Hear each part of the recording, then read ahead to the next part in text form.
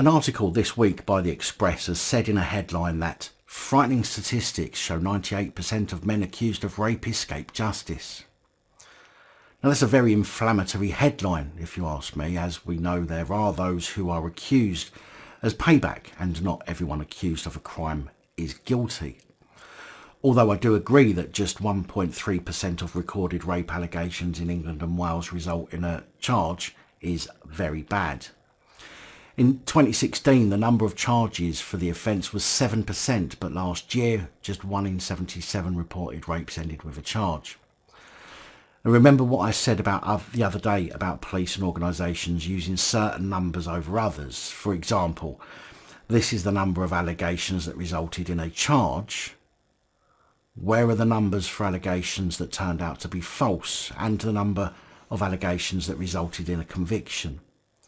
Obviously, these numbers would go against the narrative and so are left out of certain reports. The fearmongering has now left women feeling that if they do report the offence, they're not going to receive the support or justice that they deserve. Farah Nazir, the chief executive of Women's Aid, said these figures are frightening and deeply concerning. We know that many survivors already fear not being believed and worry they'll be judged when reporting abuse, thanks to mainstream misogynistic views and victim blaming. Nazir called for mandatory police training from organisations such as Women's Aid to ensure any woman who reports domestic abuse receives the right response first time. And what is the right response? Simply taking their word for it and car crashing into somebody's life, destroying it with allegations that at that point haven't even been investigated or corroborated?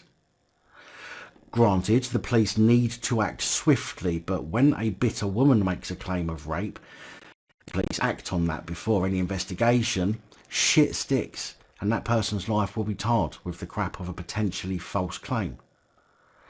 Shadow Home Secretary Yvette Cooper described the findings as a disgrace. She said more criminals are getting off, more victims are being let down.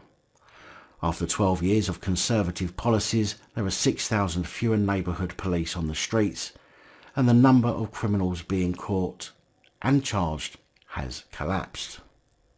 Steve Hartshorn, who chairs the Police Federation of England and Wales, said officers are run ragged and called for more resources.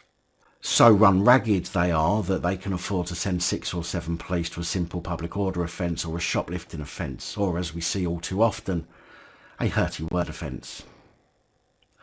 Rick Muir, director of the Police Foundation think tank, blamed the economic austerity policies of past governments. He said charge rates have fallen because austerity meant there were fewer officers to investigate crime, because the mix of crimes has become more complex to investigate, and because of changes in crime recording. Hopefully, increased police officers' numbers will help to some extent, although not enough is being done currently to address the 7,000 shortfall of detectives. Look, increased numbers won't help with the ignorant mindset that police have. More police won't help with the number of plod who are more interested in flexing their muscles and bullying people rather than investigating crimes and arresting real criminals. I certainly don't take away from the fact that there are people being raped. It's a disgusting and abhorrent crime, and rapists, as far as I'm concerned, need stringing up next to paedophiles. But women are now said to be frightened to make the complaint to police for fear of not being listened to. And this is down to the police and media using shock factor numbers rather than using all the numbers and showing them in real context. As with any crime, as with crimes committed against you by police, you need to fight your corner. If you are a victim of rape or domestic violence, fuck what people think. You know the truth and you need to fight for that truth.